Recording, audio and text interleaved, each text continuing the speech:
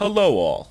My name is King Link, and today we're going to do something a little bit different. I usually do first look or last look, and we'll get back to that in a minute. But I also review games on Windows, and mostly by playing them on Steam. So right now they have the Steam Award nominations open, and I thought that might be a good time to kind of look over what I've remembered as the best games I've played this year. Now that doesn't mean they came out this year. All these games, most of these games, have been reviewed, and I just wanted to give a shout out. I am considering doing like a top 5 of the year, just my favorite games that I've reviewed this year.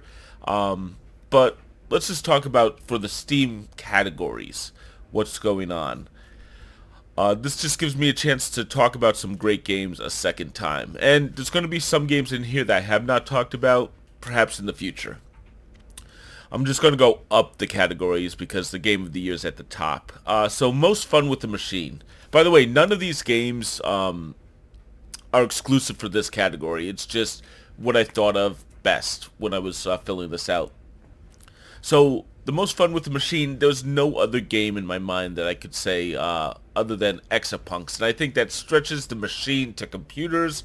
But my god, Exapunks is easily one of my favorites. We'll actually be talking about it one more time because of something else up above, but it honestly, I love Exapunks. It's the reason I gave it a 5. I might be the only person in the world who does that, but it's so damn good, and I love the programming aspects of it. Yes, I am a programmer. I actually work on video games for a living, or have. And that's one of the reasons why I'm so jazzed by it, but it is good. So, I just wanted to call that one out as well. Let's go up a little more. And we have the Best Alternate History Award. The fact is, I had problems with this one. I did not have an answer to this that I have played. I could say Heart of Iron 4, obviously.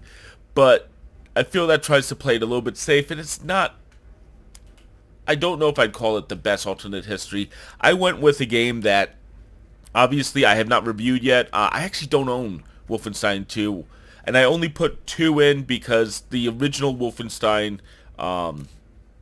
New Blood, I think it was so freaking good that 2 has to be better. I've seen a little bit of it, and any world where you can go and see what happens if the Nazis won World War II, without, like, I've seen a lot of people attempt it, and Wolfenstein does it in a way that feels good, like feels believable, but not like, oh, this is just exploitative. So kudos to them. One day I will review them. I just have not taken the chance.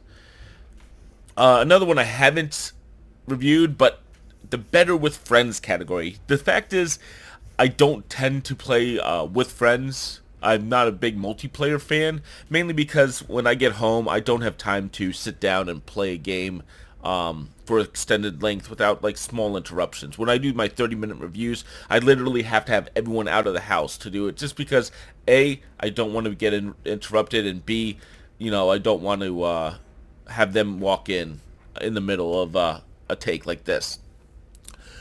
But the one thing I do remember is Dark Souls 3 is fantastic with friends. I would not have beaten that game on PS4 without friends. I'd like to play it again on PC, just haven't had the time to do it, but that's the one I'm putting up for Better with Friends. And like I said, I haven't played all of the, or haven't reviewed all of these, but at least Dark Souls 3 I have played on the PS4. Best Environment Award.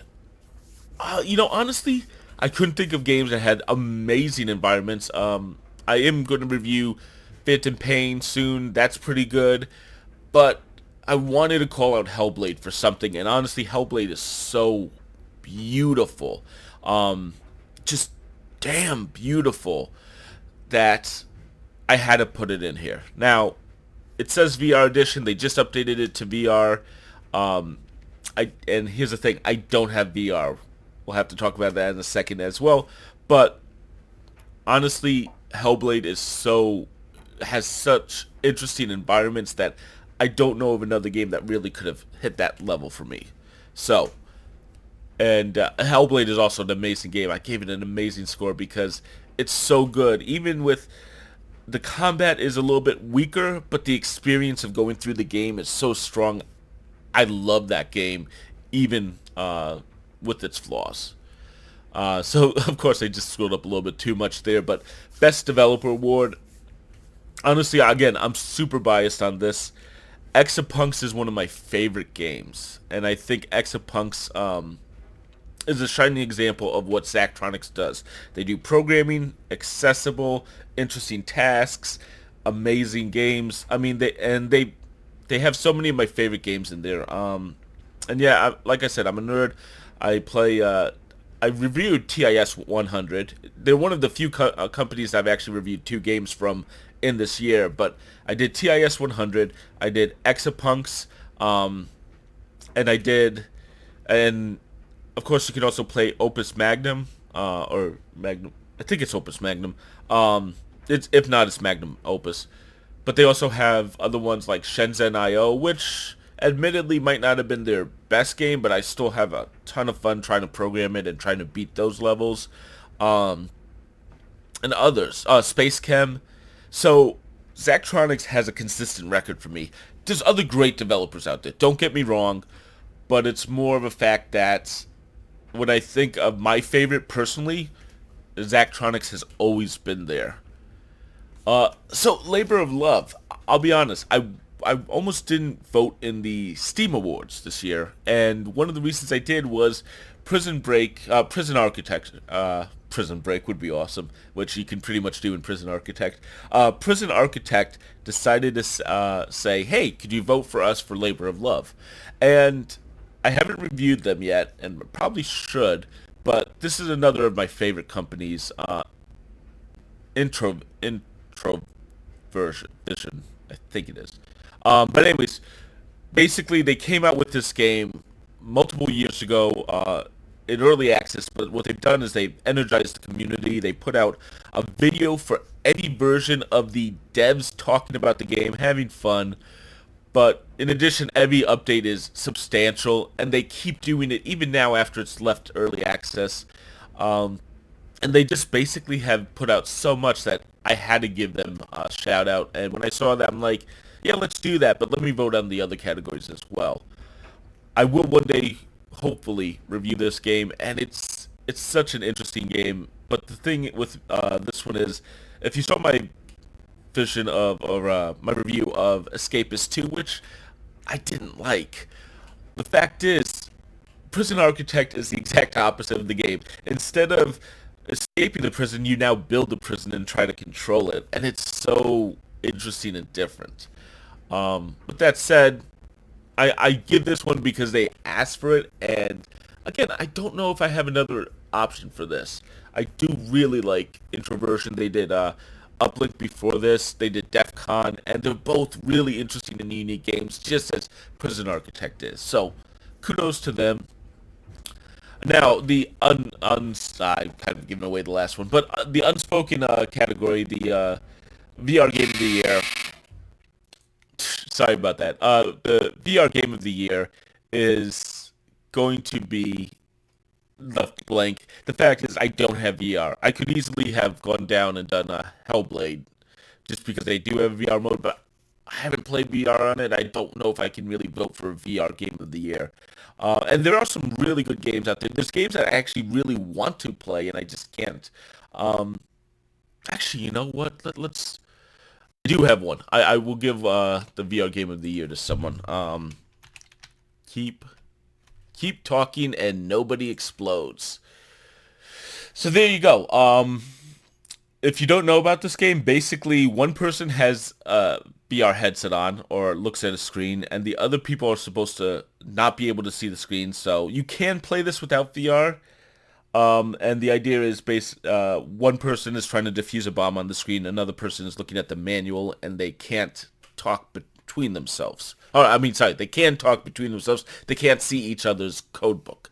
It's fantastic. It's intense. It's gotten me into a few fights with my wife and daughter, but it is very well done. So, I guess I have given a VR Game of the Year. And of course, Game of the Year overall. This is not my Game of the Year overall.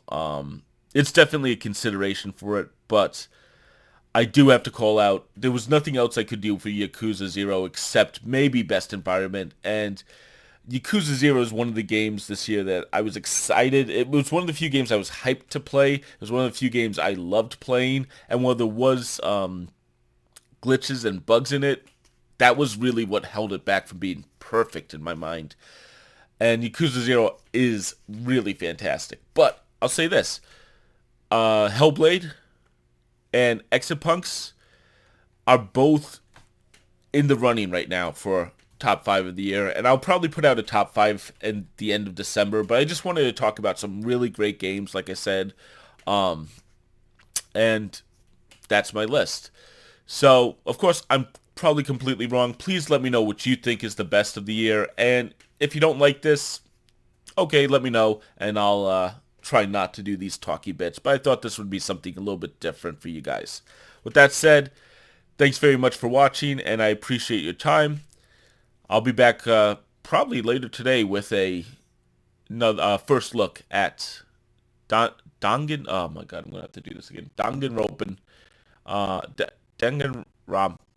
Danganronpa 2. So yeah, expect that. Thank you very much again.